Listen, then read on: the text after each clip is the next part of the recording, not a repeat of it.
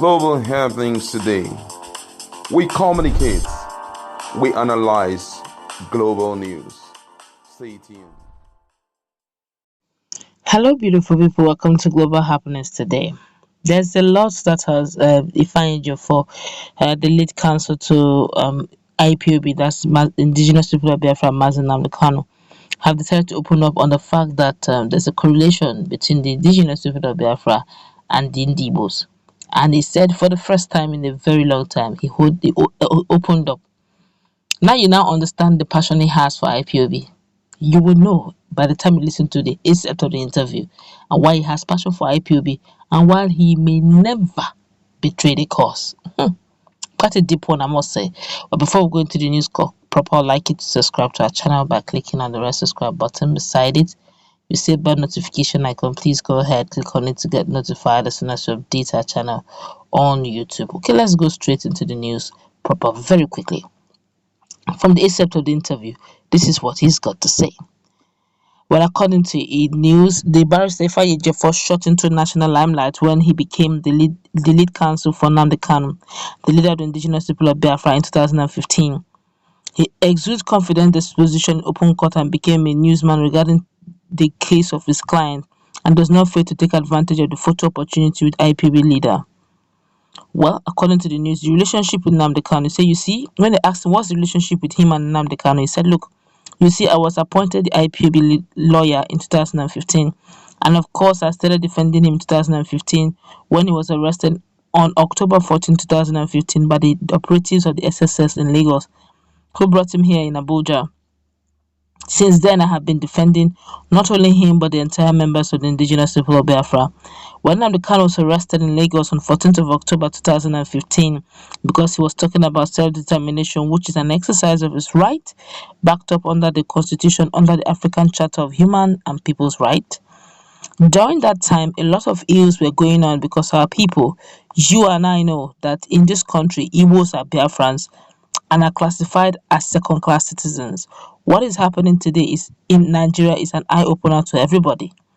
I will give you a classical example. We are talking about zoning in their political arrangements today. South, North, everybody knows that it is the time of Igbos to have a shot at the presidency. But it is this time that everybody wants to embark on a jamboree, acquiring presidential forms to contest the election. Because in their own thinking, Igbos are nothing. Even the South, look at their brother that just left the presidency a few years ago. They are contesting seriously. So these are the anomalies, fundamentals that led to the IPOB agitation. IPOB is not a violent group, it's a peaceful movement seeking for their right to self-determination. They asked him, what's it like to be a consultant IPOB? This is his response. He said, these are things people should understand. I said it in many places, that it's very impossible to prescribe an ideology. If you say you're prescribing IPOB, you are prescribing the entire Igbo people. Do you know what IPOB means? The Indigenous People of Biafra. Let's stop romancing about it. Including all the ministers you are seeing today, Chris Ngige and others. They know that they are IPOB members. It's just a function of strategy and the way they go about the intention. Every Igbo man is a member of the Indigenous People of Biafra. Biafrans are all Indigenous People of Biafra comprises of many other people. We have Biafrans in Delta, Biafran in Edo, Biafran in Benue and other states. That's why we have been talking about some idiots who are adopting violence. Have written it at several fora and interviews that anybody who indulges in acts of violence, killing of any kind, kidnapping, banditism, they are not members of IPOB and they should be treated like criminals. This is not Nnamdi Kanu's ideology. He has said it to me and I've made it public to everybody. He has said it to me from detention and where he is that this is not his ideology. It is time to separate the wheat from the chaff. Anybody engaged in any form of banditry, killings of any kind, abduction, kidnapping, then the person should be treated as a criminal. They are not members of IPOB. IPOB is a peaceful movement. Even its proscription by federal government is being challenged at the Court of Appeal today. It is coming up on October for hearing. I can never indulge, approve, or support any form of violence to anybody who is involved in condemnable act is on his own and has nothing to do with IPOB whatsoever. I have been with Kanu and as his counsel, and I have been representing them as well as IPOB. Let me tell you something that will shock you. Do you know that since 2017, IPOB was proscribed by the federal government? I have done over 300 to 1,000 cases. I released all members of IPOB that were arrested in that order because the court said no, and the court was informed that the matter is before the Court of Appeal.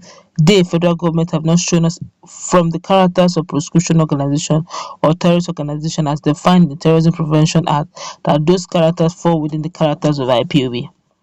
They believe in IPOB ideology. What's your take? He said, sure, self-determination is a right under the African Charter of Human and People's Rights, and that law has been domesticated under our law. I believe in that inalienable right. Well, what's his travel as a lawyer and an IPOB lawyer? He said, it's public knowledge. I have severally been subjected to all forms of threats. My house was invaded, people were killed in my house, and the premises burnt because I'm a lawyer to Nnamdi Kanu and IPOB. Of course, you know I'm outspoken and fearless too. I don't have skeleton in my cupboard. Even the security agencies, I do tell them in their faces.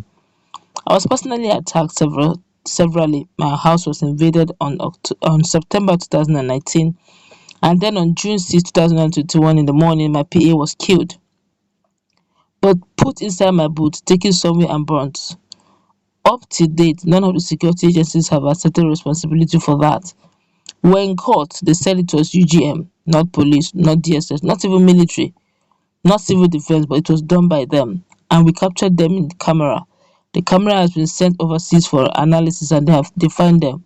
Those who were involved, and they mentioned the department of the security agency that was involved. We will come to that later because the matter is going to the International Court of Justice. By then, they will tell them the country they supplied them the guns they came with.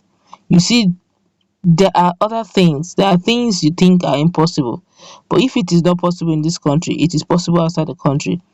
They have analyzed the CCTV footage and were precise as to the company where the federal government brought that gun from, the company and the country that supplied and who are using it. When we get to the ICJ, that's International Criminal Court of Justice, they will be in a position to tell us this analysis. Then I asked him, how is family feeling about your role with the indigenous people of Biafra and IPOB and Nnamdi Kanu? He said, I educate my family from time to time about what I do, and I tell them that there is no reason to be afraid. On September 13 last year, I came back to see my mother. After having a chat with my mom and family friends and family members, a friend called me for a message, and I felt breezing in there before going back to Enugu. On my way back, I was attacked by the military. They scattered my vehicle, shot at me directly. I was brutally attacked and I escaped by the act of providence. It's a divine mandate. That's why I'm the voice of the voiceless. We are doing more 700 cases pro bono relating to work that is done, especially by a lawyer without asking for payment. I did not appoint myself. God appointed me and told me to go and do this for my people. Then I asked him, what are your reactions over this issue of EGM and their murdering cases? He said, what I want to explain to you all at this point is that the detention of Nnamdi Kanu is causing a lot of problems and confusion. It is very worrisome because many hoodlums, idiots, criminals are using the circumstances presented by his detention to perpetrate crime. You see criminals who are all into all forms of violence, they will go and steal, kill and rob, and in order to divert attention, they will tell people at the point of leaving the scene that they will do that until you release our leader. We know they are criminals. They have nothing to do with IPOB. It is not in our culture or culture of the Igbos to kill our own or even strangers. We don't do it. It is not our culture. We have value for human lives. Igbos don't kill. If you tell me about Boko Haram now, it's simple. Herdsmen, it's settled. We don't kill. When you see people doing those things, they are either strangers from brought to our land who are masquerading or working under cover of IPOB. But I can assure you one thing, and I am believing God for that one man's African is eventually granted bail. It's going to be a serious fight because those criminals to be identified, fought against, there will be no hiding place again for them. Let me know let me let me know how they are going to kill again and send Nnamdi Kanu because we are going to identify them. So I'm pleading for the court to grant these prayers. A lot of things are going on. It's no longer political. Something needed to be done as quickly as possible. I have never seen this kind of thing in my lifetime. Even Nnamdi Kanu is very bitter and the situation happening now. I can confirm this to you for sure.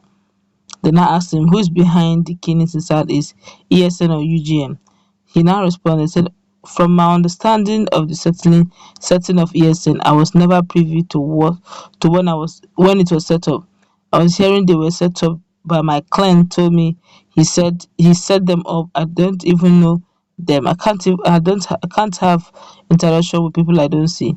From what he Nnamdi Kanu told me, the essence of the setting them up, then you had this incident of Fulani herdsmen coming to our farms, killing our people and doing all sorts. It is all over the place, even in Anambra. Security men became helpless and most of them are assisting them. But when the introduction of ASN by Nnamdi Kanu, they were operating there to challenge them. He didn't set up ESN to start committing crime. That's not the reason for his setting up of ESN. People who are committing crime are not the members or the people Mazi Nnamdi Kanu set up with. ESN is never meant to interact with people like us. They don't even come to the public and they are based in the bush to fight those who are killing our people. So I don't interface with them. Nnamdi Kanu's absence presented opportunity for criminals to operate under any form of platform. They can go under the name of UGM or any other name can call them. Strangers can operate in our state under the guise of UGM. That's certainly not IPOB. Then quite a long interview, I must say.